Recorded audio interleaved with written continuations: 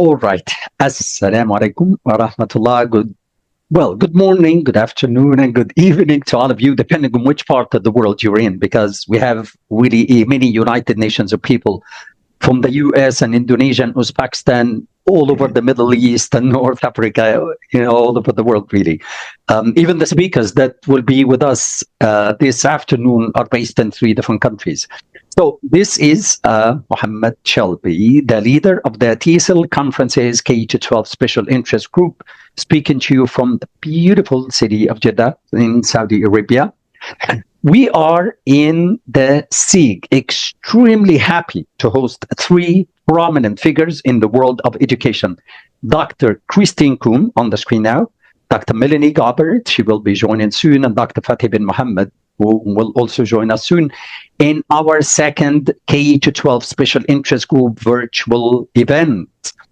I would like to thank 3 of them, not only for being with us this afternoon, really, but also for giving us all the unwavering support for our new special interest group. It's a newborn SIG under the umbrella of the very famous, very successful TESOL conferences in Dubai, led by Dr. Christine, Dr. Melanie, and Dr. Fatih. I would also like to thank my SIG group members, Dr. Abdul Wahab Ahmed from the US, Ms. Rania Al-Saadawi from Egypt, Mr. Muhammad Abdul Menem from Egypt, and Ms. Maha Fatima from Pakistan, and last but not least, Maryam Aboura from Free Syria. Right. The title of this afternoon's event is Conferences, from Classroom Research to a Successful Conference Presentation. A question that crossed the minds of some teachers who belong to this group is, why talk about presenting at conferences to school teachers? And this is exactly what our first presenter this afternoon, Dr. Christine, will talk about. Dr. Christine will be discussing the benefits of teacher research and going through some of the reasons why teachers do not do research. Then she will look at 7 important steps of engaging teachers and in engaging teachers in teacher and or action research. So it's teacher research or action research. A little bit about Dr. Christine before we start. Dr. Christine has a PhD in foreign and second language education from the Ohio State University. She's currently an associate professor of general studies at the Higher College of Technology, Dubai's Men's College. She is the former testing and measurements supervisor at the UAE University and assessment coordinator at Zayed University.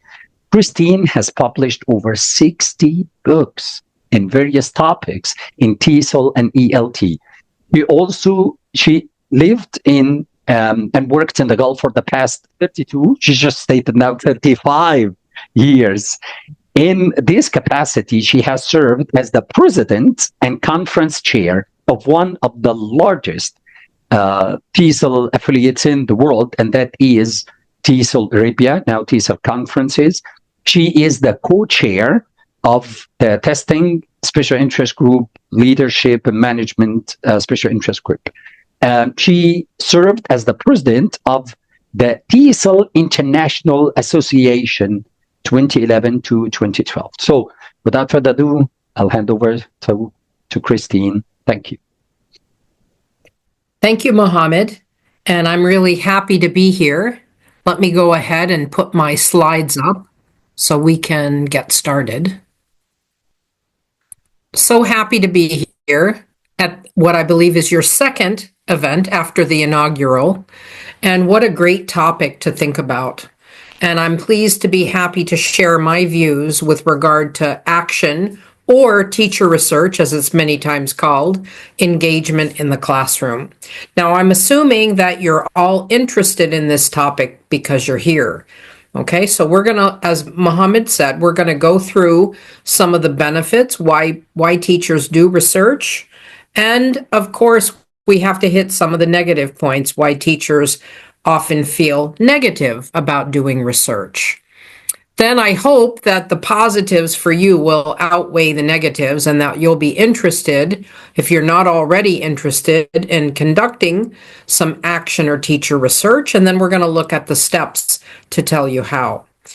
All right, so let's get started. Okay, so when we look at the differences with regard to how teachers view research, traditionally we see teachers as subjects or consumers of research done by others. But now, good professional development focuses on the issues that teachers deem important in their work and respects and builds on their knowledge and expertise that teachers already have. And also, good PD as well nurtures and supports teachers' leadership development. And the good news is that teacher research addresses all these criteria. Okay, so what is second language classroom research? Well, it's research that's carried out in language classrooms for the purpose of addressing questions about the learning and teaching of languages. The data comes from genuine language classrooms or experimental lab settings set up for research. Now, what are the benefits? Well, of course, we've already mentioned how valuable a form of professional development it is. And research by me earlier found that it is an indicator of professionalism. The more research you do, the higher your levels of perceived professionalism are.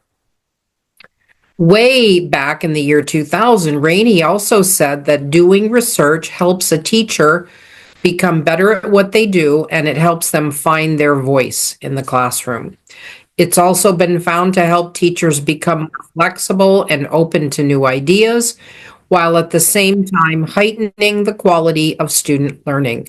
And finally, it is said to promote and stimulate positive changes in the school culture. So, more benefits include raising the status of our profession, while at the same time producing knowledge about teaching and learning that is useful for various educational stakeholders in the process. So as you can see, there are many benefits for teachers who do research. Let's look at what the research tells us about teachers who conduct research. Well, findings indicate that those who have carried out research report significant changes in their understanding of teaching, which I think is always a good thing. Increased professional and personal growth is said way back in the late 90s to be a good benefit of those who do research. And most importantly, even earlier, but I think still important today, is a decrease in feelings of frustration and isolation. And I feel this the same way. You know, those who are doing research, maybe on the same or similar topics, often feel less isolated in their own teaching contexts. And also, doing research has been found to give us improved attitudes about research. We feel more self-efficacy, as well as it increases our positive interactions with students. And of course, a more positive school culture. All of these things and more are validated research findings about research. Now, what do teachers tell us? That was what researchers told us. What do teachers tell us? Well, for most teachers, research is a way to improve our practice, certainly action research. And it also encourages us to reflect on what we do in the classroom, what we feel we do well, what we feel we need to improve on. Now, so here were the good things. So despite the many benefits that we often associate with teacher research or action research, research is not that common. So the question I ask you is, why don't more teachers engage in action or teacher research? Well, let's find out. There are many obstacles that have been found in the literature that hinder teacher research engagement. One factor is that there is a fear on the part of teachers stemming from the terminology or the vocabulary that we use. And oftentimes, I see it as I'm a teacher of research methods. I see, qualitative, quantitative, mixed methods. What are these? Well, I call them research methodologies. Some people call them paradigms, other people call them just methodologies, other people use the term methodological framework. So there's a lot of vocabulary, oftentimes difficult vocabulary, that's used to talk about the same thing.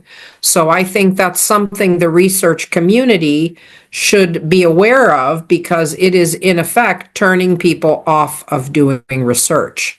Now, Simon Borg, who many of you might have already heard of, has done a lot of research in this area, and he has put forward a list of the major inhibitors for teachers doing research. So I'm going to go through these in a little bit of time. He believes that research is inaccessible to the average classroom teacher, and he talks about the belief that researchers do research and write up research projects for other researchers, not for teachers themselves.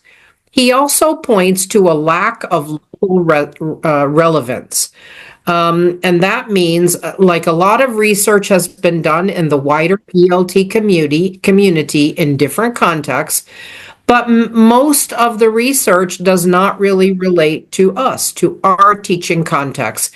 And we all know, being in this region for many years, we all know that our students, they are the same as other students in different parts of the world, but there are also major differences. And again, the solution is for us to do research relating to our own context. Okay, so teachers also need to be able to relate to research that is specific, contextualized, observable, and testable in their own contexts. Okay, let's look at others put forward by Borg. Borg also says that teachers do not feel a buy-in for research because they have a lack of ownership. Other people do research for us rather than with us. He also says that there is a lack of credibility as well. And then there's that ivory tower belief that teachers have about researchers, about where they sit in an ivory tower far above us all. They have no idea what we do in the classroom because they're not in the classroom with us. They feel looked down upon by teachers due to a lack of classroom experience. Teachers also feel looked down upon by those researchers, in the offices that don't have any classroom experience, but do have a lot of research knowledge. Now, probably the one you're all thinking about, and the one that I've had the most mention of, is time pressure or constraints. I'm an associate professor. I teach in a wonderful institution, but I teach 20 hours a week. I have like 150 students. It is really hard for me to do any research. I find the time, like I'm doing with you this evening, I find the time to attend conferences, to present at conferences, to write for publication, to do sessions like this. And thanks, Mohammed, for organizing this excellent session. But when do I do this stuff? At night or on the weekends, because I don't really have time during the workday to do this. And probably if we were here in the same room, you would all probably agree. If, for example, if you're lucky and you have tons of time to do things, then you're really lucky and I'm feeling jealous of you. But that is not my own context. I wish it were, but it's not. Okay? Now, another interesting reason specific to action research is implied inadequacy. Oftentimes, action research is viewed as you see a problem in your own class or with your own students, and the very idea that you want to solve a problem is seen by some teachers as admitting they have a problem or it is a threat to their competence. Not at all the way it's supposed to be looked upon, but some people look on it like that. And yes, sadly, there are more obstacles. Self-image. Sometimes teachers, they feel that they are knowledge implementers or those that put the research of others into practice. They rarely ever view themselves like researchers as knowledge generators and often ask themselves, what would anyone want to hear about what is happening in my classroom? So they feel that nothing they do is really interesting to others or, researchable. A lack of recognition is yet another obstacle. There are conflicting views of research with a capital R versus research with a small r. So capital R research would be qualitative, quantitative, mixed methods, highly valid research methodologies, etc. And then research with a small r sometimes is viewed as action research. So sometimes people think that the type of research that is most valuable to them, teacher research or action research, is not seen as being as rigorous or as important as what researchers often do. Another very common reason why teachers don't do more research is they have a lack of technical knowledge about data collection, about how to write up a survey if they decide to do a survey, how to conduct an interview or a focus group or an experiment. And this lack of technical knowledge would be as well found in different ways. So I think that is a fairly common one in my institution. So what does the research tell us about these motivators and these obstacles? Well, there's lots of research on the importance of research in a teacher's career, and that is a good thing. But there's much less so on teachers' beliefs about the factors which encourage or inhibit it. So what there has found that the research teachers often conducted lacked authority. It was irrelevant. It did not address the teacher's contextual or their, personal or classroom concerns. And oftentimes it was too difficult for teachers to understand. This was particularly found in the journals. There's a lot of research now on how many people actually read a journal article. And the research shows that, in a top tier journal, maybe only 7 people will ever read your article. So lots of different research on what motivates teachers to do research and some of the obstacles behind it. Okay, so if we look at the importance of research from our local context, Mohammed Mohana found in his doctoral research in 2009 that teachers in an IEP at a major university in the UAE found that the primary motivators for those teachers who did conduct research was that it was a really good way to self-manage their PD. It could also serve to improve their teaching situation by solving some of the practical problems in their classroom. The obstacles were, of course, that ever popular time constraints. We don't have time with a full teaching load, etc. Another obstacle that Mohammed found in his research was that the workplace culture of the institution he worked at did not really encourage research, at least for people in his department. Okay, so now we're going to turn to action research. Now, I'm not sure how many of you have heard of what action research is. In trying to find a definition, I've taken this definition and I have highlighted in yellow some of what I consider to be the most important parts of this definition.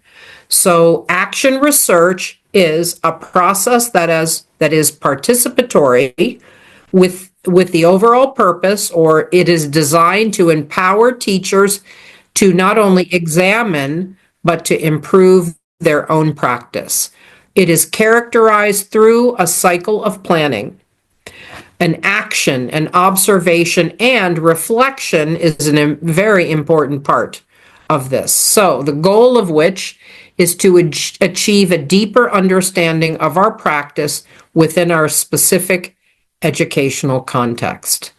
So, in looking for this cycle, the cycle is really big with action research, but in trying to find a cycle that everybody agreed on, if you go ahead and Google what are the steps to the action research process, you see 5 steps, 4 steps, 8 steps, 10 steps, 15 steps. So I had to I read through all of them before deciding to share the one I found that was most useful, and I'm going to go with the 7 steps to the action research process. So just like research in general, step 1 is to identify a problem or an area of improvement that you would like to see made in your own classroom or in your own workplace. You know, if you're an administrator, the action would be with your own faculty or in your own office. Step 2 would be to develop a research action plan, and then to take action or collect data. That would be the primary research that would be started. And then once you've collected data, you observe the results of whatever action you've taken, or if you've collected data, it's time to try to make meaning from the data that you have collected. And then the all-important reflection phase, reflecting on the results, and then using those results to make adjustments to the research plan. And then the recommendation is to repeat the process until you have solved your problem or the area that you were looking at that you wanted to improve is achieved. Now, I would add another step. If I were creating my own framework for action research, I would also add another step similar to the one in the general research process, which is to share your research results in a session like this, in a newsletter article, in a faculty meeting, or some mechanism where the results that you found could be used by other teachers. Now, the last thing I'm going to do is I'm going to share some of my experiences with action or applied research.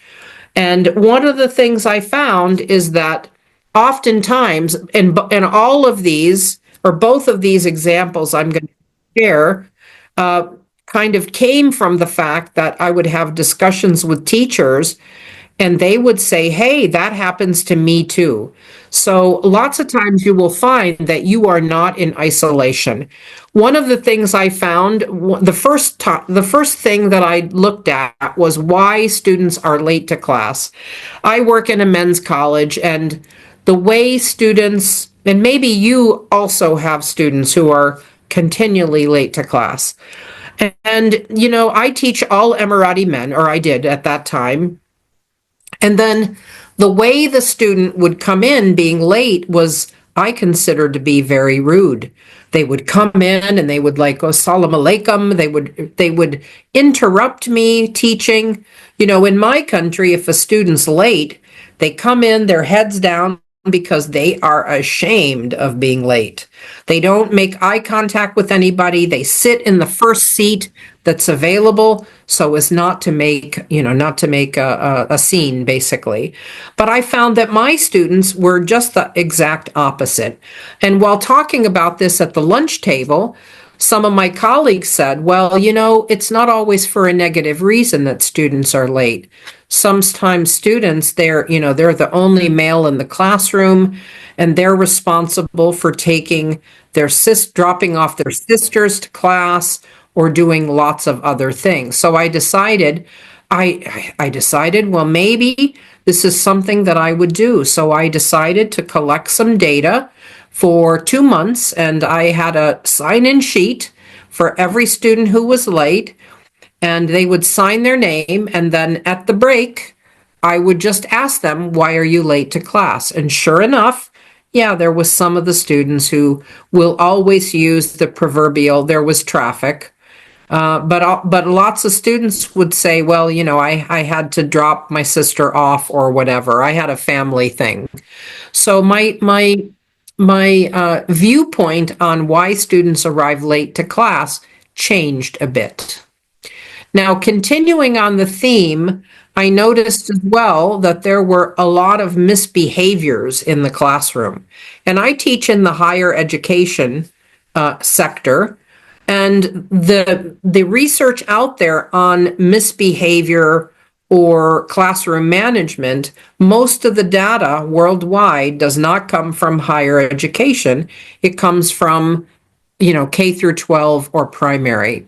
So in looking up some of the research out there, I saw lots of things that I thought did not apply, basically, because they were, behaviors that young people were doing. So I decided to do an observation action research study with a network of teachers coming from Kuwait, Turkey, other places in my institution, and not only English class, but some content area classes like engineering. So we came up with some observation forms where we all used, and we got student. One of the tricky things was thinking, how do we do this and get consent?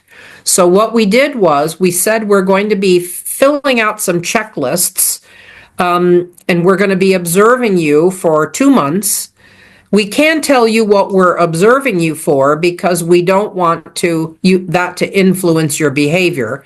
But we told them the overall goal of the observation period would be to create a more effective, more pleasant classroom dynamic. And most students were okay with that. Now, what we found was, if we were here in person, I'd ask you, what do you think is the most common misbehavior in your classrooms? Well, what we found was it was technological distractions, people on phones, people doing things like this. And we found that it wasn't just a few distractions. Literally, there were so many phone things, we couldn't even keep track. So we changed directions as a team, and I can't remember what we did with the phones, but that was a very, very interesting finding. Now we're looking back into this because we're looking back at misbehavior in online classes.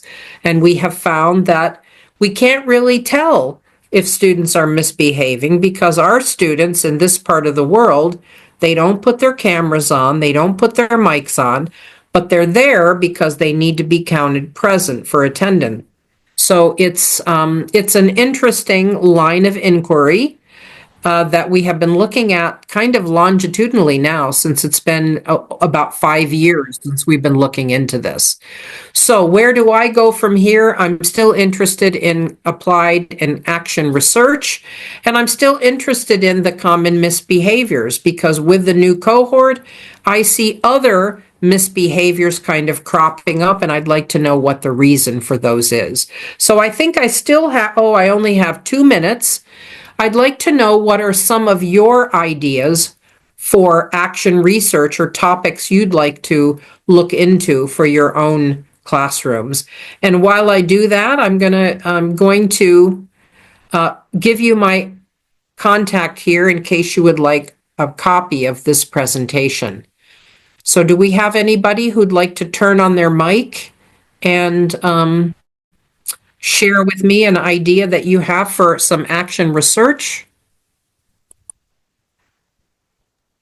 Would you like them to turn on their mics or write in the chat box and I read out for you?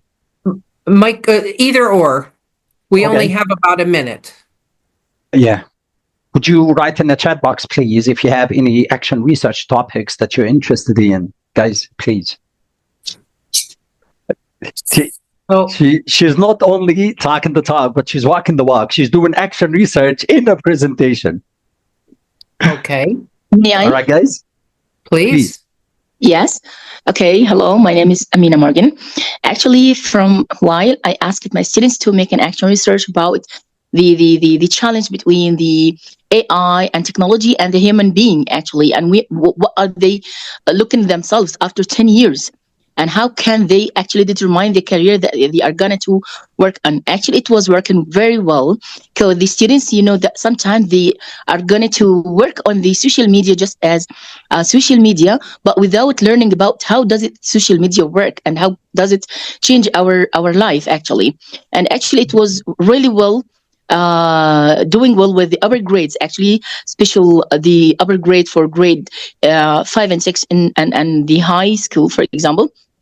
And most of them get some idea about their vision about the future, because they try to change the mind about what are the top universities. Actually, most of the people, that they looking for the medicine and the medical universities actually, are the best universities or faculties for them. But now, after making this research, actually research, they changed their attitude about the career or the field of studying that they are going to join in the future. By the way, it was really good, because actually they did it themselves, and actually they tried to discuss it together. How could they find the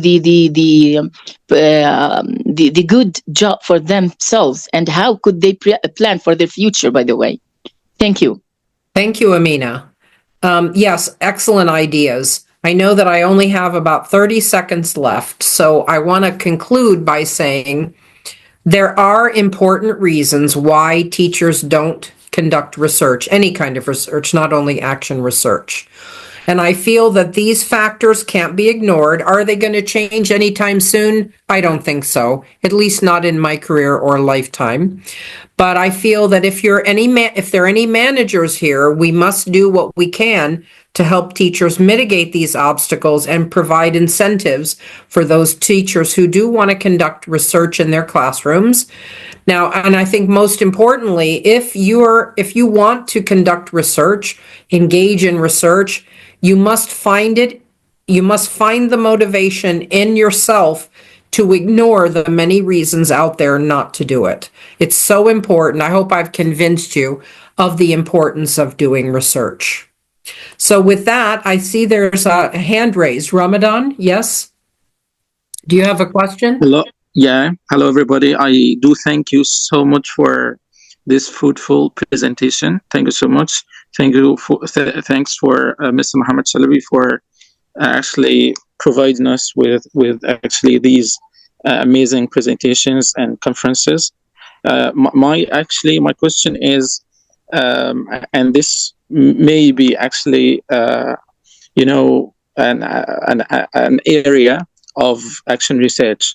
The issue of AI in education and the usage or the students using AI, they throw everything to AI tools. I do think they don't actually do the needed effort. If they have any homework, if they have any project, they just use AI, fully use AI with no effort from them. So how can we manage this issue? Thank you so much. That is an amazing topic, and I'm thinking now, is that going to be one of the misbehaviors that I investigate? Because certainly, students know we've told them, use ChatGPT or AI to help you learn, to help you, modify or things like that. But we all know if a student, who hands in a report with 0 mistakes, we know it's a ChatGPT, because that's not at the level our students usually work at. So that's a good topic. So I encourage you to go forward. But I realize that I'm getting into my colleague's time, so I'm going to hand back to Mohammed for the second section. You have my email. If you have any questions, feel free to email me. Mohammed, over to you.